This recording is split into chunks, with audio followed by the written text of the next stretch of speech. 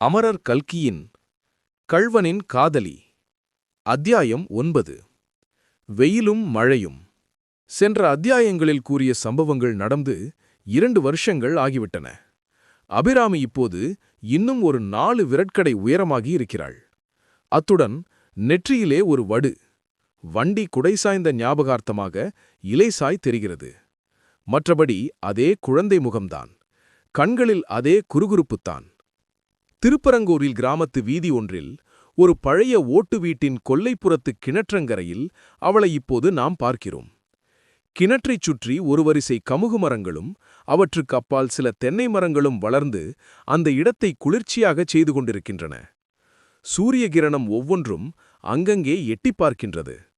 சில நாரத்தை மரங்களும் இருக்கின்றன. செழித்து வளர்ந்த ஒரு பம்பலிமாஸ் மரத்தில் பெரிய பெரிய பம்பலிமாஸ் பழங்கள் தொங்குகின்றன. கிணற்றில் ஏற்றம் போட்டு இருக்கிறது. கிணற்றின் கைப்பிடி சுவரிலே அபிராமி உட்கார்ந்திருக்கிறாள். அவளுடைய வாய் ஏதோ முணுமுணுத்துக் கொண்டிருப்பதையும் தலை அசைவதையும் பார்த்தால் ஏதோ பாட்டு கவனம் செய்யும் முயற்சியில் இருக்கிறாள் என்று ஊகிக்கலாம். கமுகு மரத்தில் எங்கேயோ ஒளிந்து கொண்டிருக்கும் குயில் ஒன்று விட்டு விட்டு பாடுகிறது. இடையிடையே அபிராமி நிமிர்ந்து பார்க்கிறாள். குயில் இருக்குமிடம் தெரியவில்லை. சடசட சடசடவென்ற சத்தத்துடன் திடீரென்று பெருந்தூறல்கள் விழுகின்றன. அடடா, முற்றத்தில் அப்பளம் காய்கிறதே என்று கூவிக்கொண்டு அபிராமி எழுந்து உள்ளே ஓடுகிறாள். முற்றத்தில் உலர்த்தியிருந்த அப்பளங்களை அவசர அவசரமாக எடுத்துக்கொண்டு போய் கூடத்திலிருந்த கிராமபோன் பெட்டிக்கு அருகில் வைக்கிறாள்.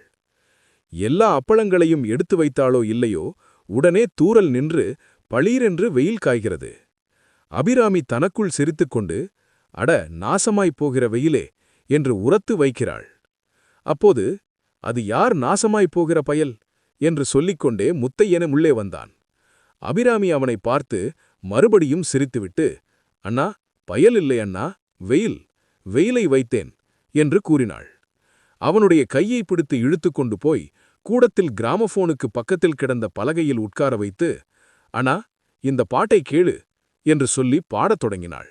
அவள் பாடி முடித்ததும் முத்தையன், அடாடா, நேற்றுத்தானே பிலகிரி பிளேட் வாங்கி வந்தேன், அதற்குள்ளே அந்த மெட்டை அவ்வளவு நன்றாய் படம் பிடித்தது போல் பாடுகிறாயே, கவனம் கூடத்தான் எவ்வளவு நன்றாயிருக்கிறது, நம்முடைய வீட்டுக் கொல்லை இவ்வளவு அழகாயிருப்பது எனக்கு இதுவரை தெரியாது.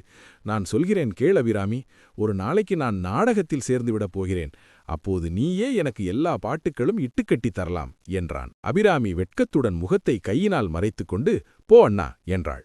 என்னை போ போ என்று சொல்லிக் கொண்டிருந்தாயோ, ஒரு நாளைக்கு நான் போய்விடுவேன், அப்புறம் திரும்பி வரவே மாட்டேன் என்றான் முத்தையன். என்ன ஆச்சரியம்! அபிராமியின் கண்முனைகளில் அந்த நீர்த்துளிகள் அதற்குள் எங்கிருந்துதான் வந்தனவோ? மேலாடையினால் அவள் கண்ணை துடைத்துக்கொண்டு, ஆமாம், என்னால் உனக்கு கஷ்டம்தான், நான் ஒருத்தி இல்லாவிட்டால் என்பதற்குள் முத்தையன், சரி சரி, பல்லவி பாடியதே போதும், அனுபல்லவி சரணம் எல்லாம் இப்போது வேண்டாம் என்று கூறிவிட்டு எழுந்தான். பிறகு, வேலை தலைக்கு மேல் கிடைக்கிறது, சீக்கிரம் போக வேண்டும், சமையலாகிவிட்டதா அல்லது பாட்டு இட்டுக்கட்டி கொண்டே உட்கார்ந்திருந்து விட்டாயா என்று கேட்டான். இலை போட்டு தயாராய் வைத்திருக்கிறேன் என்றாள் அபிராமி. முத்தையன் சமையல் அறைக்கு சென்று இலையில் உட்கார்ந்து சாப்பிடத் தொடங்கினான்.